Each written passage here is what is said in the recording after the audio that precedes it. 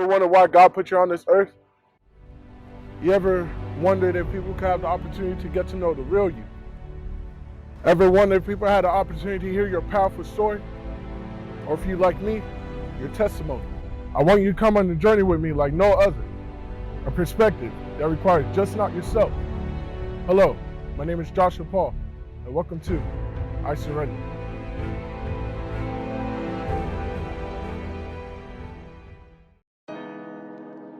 Ladies and gentlemen, welcome to our brand new episode of I Surrender. My name is Joshua Paul, and happy 2020. I want to introduce you to my guest today. He goes by the name of Johnny CAKES. He is a very high successful man in his business right now. He's an entrepreneur, and he's also a good friend of mine. So, Johnny, how you doing, man? It's been a while. It has been. How you doing, my man? I'm good, Everything man. good? We go way back. We're brothers, you know. So Seriously. it's not like just an interview here. We having a good old conversation. Haven't talked in a little while. Yeah, seriously, man. I'm so happy to have you on my show today, man. It's great Definitely. to see you, dog. I mean, I know that you've been very proactive with your first of all, your clothing denim, and I'm not even gonna touch upon that yet. I want to touch upon a lot of things, but first, let's start off with high school, shall we? You know? Yeah, the beginning. The beginning. So tell me a little bit about your experience at St. Thomas Aquinas. That was our high school. Yeah. I mean, me and you. It's kind of funny because me and you transferred the exact same way. It was at my last school, Pembroke Pines Charter. I was there previously for my first 3 years, and then halfway through the year, spring football was about to start. Actually, my little brother was at St. Thomas already, so that was kind of like my ticket in. And I got into the school, and I switched over there just in time for spring ball, playing, you know, us both playing football at the time. And you just happened to transfer like a week later, I think, actually, and we ended up having the same class. And then that's actually how we met in the very beginning. Right. Yeah, so that was really cool. But it was actually a big change in my life actually at that time, because, you know, coming from a school where it was like there was nowhere nearly as strict, first of all, just like the actual schooling itself, but the program that you were put through with playing football there, like, it's like playing football there is not, it's something that's like a milestone in someone's life, man. Like, I don't even know how to explain it. Like, playing for that organization with the coaches that you have there, the administration that you have there, like the setup that is there, seeing these, you know, Nick Saban, Urban Meyer walking through campus, like looking at our classmates, our friends, you know, people that we're hanging out with every day, and it was amazing, and it, you know, kept you on point. You know, we remember, what was our practice like at 6 in the morning, Yeah, 5:30 in the morning? 5:30. We got there at 5:30. We had 6 a.m. lifts, and I kid you not, man. I'll be looking at Johnny. I'm like, man, I don't know about this today, bro. Like, I'm like, dog, I'm gonna need you to push me, dog, like, for real. And you were the only person that really pushed me through those times, man. I really appreciate you just having my back through it all. Yeah, definitely. I mean, it's same for you. Same for you. It was the same exact thing. So for one thing, Johnny, man, I just want to touch upon like how, you know, football was like your prime for both of us. We both came from a small school, and we both transitioned to a program, whereas, you know, they weren't taking nothing for granted, but we had to earn our steps to get to the point that we got to be. So talk about how we were in a position to just, whereas we had to earn our role. And Yeah. I just want to talk about your experience upon that. Yeah, I mean, it was definitely like, it was probably the most competitive activity I've ever partaken in, being with that organization. And, you know, just the level of talent that these guys had, where, I mean, you know, some of these guys are in the NFL right now. Look at Nick Bosa right now, tonight, playing a playoff game against the Minnesota Vikings. This guy might be in the Super Bowl this year. It's his rookie season. So, like, you see obviously the level of talent, but really just the level of kinship, you know, the brotherhood that you had in the locker room. Like, even if you had animosity with someone, the second the pads came on, the second the jersey was on your back, you know, we were all repping that one name, and it was all Aquinas. We were all Raiders. Like, it was like, and I know it's not kind of cheesy, but at the same time, it was really like that. And that's the only reason why I would say something like that, because it's the truth. Like, when you experience something of true kinship that's not necessarily family or your blood, but other people that you have a common goal, For sure. and you all are doing your particular part to get to that goal. Like it's a game of chess. Yeah. And everyone's one piece, and you have to move accordingly, and you have to do your job. It's like they always say, you know, beat the man in front of you, and if everyone beats the man in front of them and does their job, you're gonna win. Right. And like that's how it is, and that's how I take on life now too. So it's like it really brings you into manhood in a way, and shows you how to be responsible and do all those things and work for someone else. No, that's true, man. Without the philosophies I personally learned at St. Thomas, I would not understand what life correlated towards me and like what I was trying to pursue for myself. And I'm very glad that we both had the chance to experience what we experienced at St. Thomas. And tell me how it felt when you won your state championship ring, man. I mean, shoot, that was, man. I mean, you tell me, you were there with me. Hey, man. You know, when we won that game, when the clock hit 0 and everything, and you finally felt it, because even knowing we were up and we knew that we were gonna win it, you didn't feel it until it happened. Like you just, that season's so long. You go through so much work, like real blood, sweat, tears, people crying after games, like people fist fighting at practice, and it's like, that's not obviously that's not how the organization's run in any sort of way. No way, but it's like, but we were but that's how much we wanted it. We wanted it so bad that we were willing to kick people, like do whatever we had to do. We had to do whatever we had to do it, and we only lost that one game to Deerfield. Otherwise, we would have been national champions. And when that happened, that really that I remember winning that game, and I was like, man, none of that even matters. Like we got it, we did it. We're number one, we did it, and that was a milestone for me for sure. Yeah. Speaking of once in a lifetime, man, I want to talk about your experience at West Florida, man. So, how was it for you up there? Like, what's the challenges that you had to face as a man up there? When I first got there, I was like, it was my first time really leaving home. You know what I mean? Right. So like when I first got to West Florida, literally my first day, I was just like, I was everywhere, man. I just wanted to be everywhere, do everything, because at the time, I was really just there for football, you know what I mean? For sure. So all I wanted to do at the time was really just make the team. I was a preferred walk-on, and I didn't have no for sure solidified spot. So what it really was for me when I actually transferred to school, and actually decided to go to the university, even though it wasn't the one I wanted to go, and then I found out I wasn't gonna end up playing football because things just didn't fall through, whatever. I decided to actually do extracurriculars for the first time. So I was looking at SGA, stuff like that. I don't know, I'm not into politics or nothing, but I'm a businessman at the end of the day. Right. And whatever's gonna get me closer to my goal, that's what I'm gonna do. And I knew I could learn so much. So I joined SGA. I was in the Senate for the College of Business. I joined the West Florida Ambassador Program, which is we represent the school to school donors, to alumni. We do the president's events, so the president for the school, and I did things like that. And honestly, and then I joined a fraternity for a little bit, and that just everything, you just have learned a lot about leadership. You learn a lot about how to live your life. It was my first time stepping out of the box and being dang, if I go spend my money going out to the bar, I'm not gonna have money to eat dinner. Mm-hmm. So it literally little things like that, and it's it was really like that. It's okay, well, you were ignorant and you decided to go actually to the bar and actually do that. Well, now you're not eating tonight, and little things like that, being ignorant, just not really paying attention, just living life. Yeah. You saw how harsh the world really is, and then that's when you realize, oh, I really gotta be. I gotta be on my A game at all the time. So, sure. So that's what it really taught me, how to really grow into a man. That was my first time really stepping into manhood.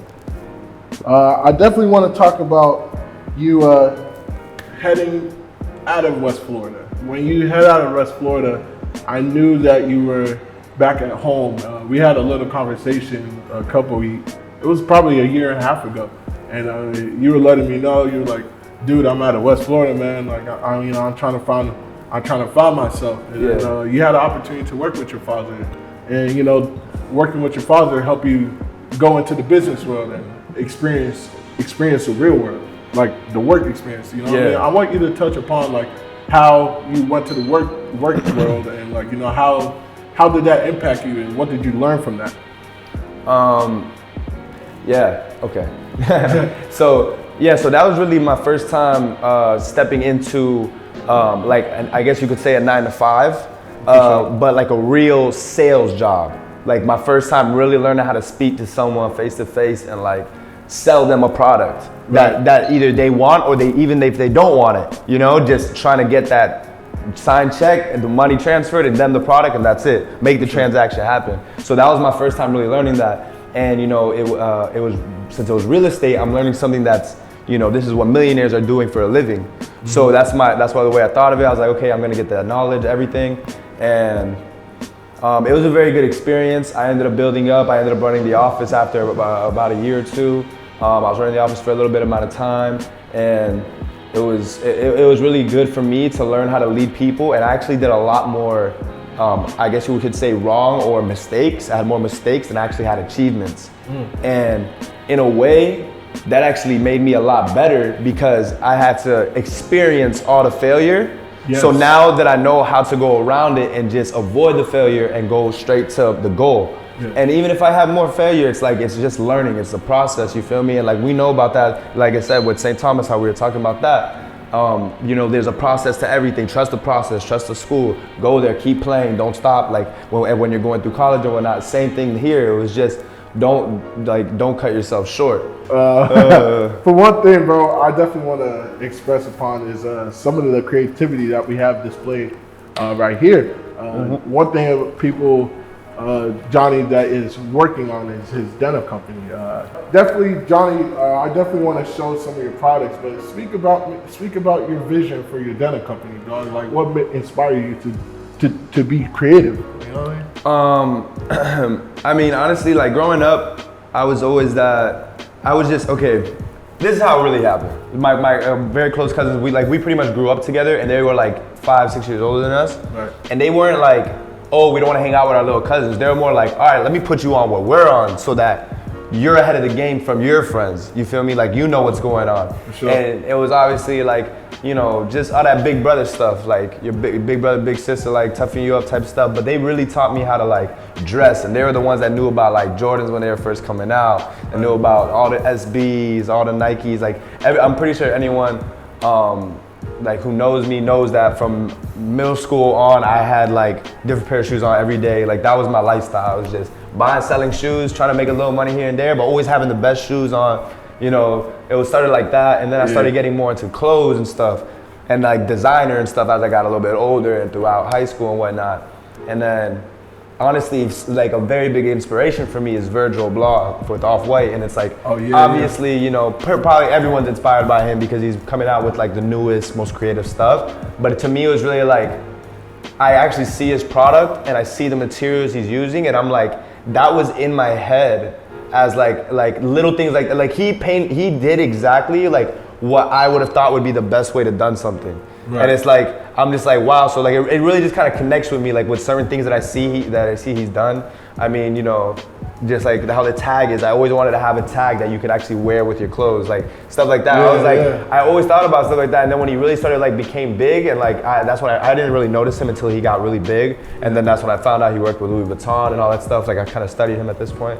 That's what's up, bro. Yeah, he, you know, that's when I kind of really caught on and whatnot. So I decided, like, you know, start putting my own stuff together, and really this kind of happened. I really grabbed a needle, bro, a thread, and I just went at it. Got to work. I just went at it, yeah. And that's actually my first pair of jeans are actually right there. Well, not my very, very first. My very first I painted here. I'll grab these. So, you know, they say fear no man. It was really for me. You know how like. Obviously, inspiration was Fendi with the eyes.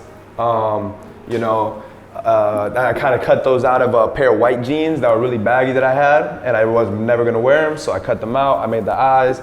I cut out Fear No Man, and my whole thing was like, you know, I really don't fear no man. I only fear God. You know, and like, and that's the truth. Like, and I mean it like in my spirit. I don't really mean it as in, you know, like, oh, I'm hard like that. You know, like I'm not. Yeah. I've never been a thug. I'll never be one. Like that's not me. You know what I mean? For sure. So this is actually one of my first pairs that I made, and that's really why I did the deconstruction. Like that's how a lot of people start. You know, tearing different pieces apart, putting them back together. So you know, put the zippers in there myself. That was my very first pair with the stitching on the CAKES denim and whatnot. And that was kind of, you know, it's simple, like, but it's cool at the same time. And I really like that. A lot of people like that one with the eyes. They think it's really cool. They like the Fear No Man. So it's fun, man, you know? And then that was really fun for me to do, just like to actually like finish it and then wear it afterwards and like, it just felt good, like it was cool, I liked it, you know? And then I got a bunch of other products here, looking ridiculous. I probably gotta whip these out next, if I whip out any. Right here are the Crazy Boys. Johnny had an opportunity to showcase some of his product in Wynwood at a show. You want to talk about that, or you know? Yeah, actually, so that was actually, it kind of just happened out of nowhere. I was wearing a vest in Zara with my mom. My mom just wanted to go shopping in Brickell. Yeah. So, you know, I was just hanging out there, you know, just chilling with her, and she was in the fitting room, and I'm waiting outside, just, you know, whatever, on my phone or something, and this lady taps me on my back, and is like, and this is what I knew, I was like, yo, this is God sent, like, right. And I made that in the car on the way there. My mom was driving actually, and yeah, it's kind of like, it's just a vest that it just has my stitching on it, and I put, and what she liked was it said Cakes Denim in the back. And it was kind of funny to me because I'm like, no one knows this name. Like I really looked it up. No one has a brand this name, you know what I mean? And whatnot. So she pretty much tapped me on the back, whatever. She goes, she was like, Cakes, where'd you buy that? She goes, Cakes, like reading the brand. I'm like, oh, I made it. She's like, oh, you're a designer. And she has like an accent. And I'm like, yeah, something like that. Like I just kind of starting out. And she's like, oh, well, you mind if I take a picture of it? And I was like, okay, sure, for sure, go take a picture of it. And then in the back of my head, I'm like, man, I hope she don't try to steal my name. Ain't it, bro? You know, at the time I wasn't like, I didn't have an LLC or my corporation or anything like that. So I was like, for sure. I was worried. Now I do, so if y'all try, you know, I'm coming for you. I know who's looking at his videos. Well, I ain't playing either. So whatever. So and then she starts talking to me. She's like, oh, I call my boyfriend Cakes, and she was a little bit older. She was like a pretty like Russian lady, I think. And she was like telling me that, and she was like, oh, my boyfriend owns a studio, like he does events there, like fashion shows. And I was like, oh, really? Wow. Well, what are you trying to say? And she literally was like, we're doing one on Thursday. It was Tuesday on the time. She's like, we're doing one on Thursday at night. You should bring your stuff by tomorrow. Call my boyfriend and give me his number. And I was like, or actually she took my number down and texted it to me. So I was like, okay. So I called this man up. He's like, yes, that Cakes, I love it, come. And I was like, all right, man, I'm out there. So I pulled up the next day. I brought a couple things, and his like a little assistant met me there, and he was like, oh, okay, what do you want to buy this, like, how much you want to sell this for, this and that. Went through the documentation, bada bing, bada boom, we was out. And I came back the next day. I ended up finishing a bunch of different things. I made like 5 different jackets, or like 2 different jackets, and like I finished like 5 pairs of jeans that I hadn't finished yet. And I did it all, bro, like just, bro, all night. Next morning, bro, I woke up, went to, at the time I was working. I went to work, and then I went straight home, finished that up, and then I went straight to the event, and you know, put all my stuff on display, and that was it. So, Johnny, before I let you go, there's one question I want to ask you. This show is called I Surrender, and I speak about this from a Christian perspective. I know since me and you are comfortable to talk about our, you know, Christianity, of course. How do you shine your light through what you do? How do you use your platform to shine your light for others and and be inspired to like have God through everything you do? I mean, obviously me, you know, having faith, like I believe that's the only reason I'm here and how I'm able to do what I do with that guidance. Right. But I feel the way I'm able to do so is just kind of like showing, rather than teaching, that you can do whatever you want to do, be happy in your life, and follow your dreams, as anybody else would say, and still be able to be stable, still be able to make money, still be able to live your life the way you want to, and then that will allow you to help other people.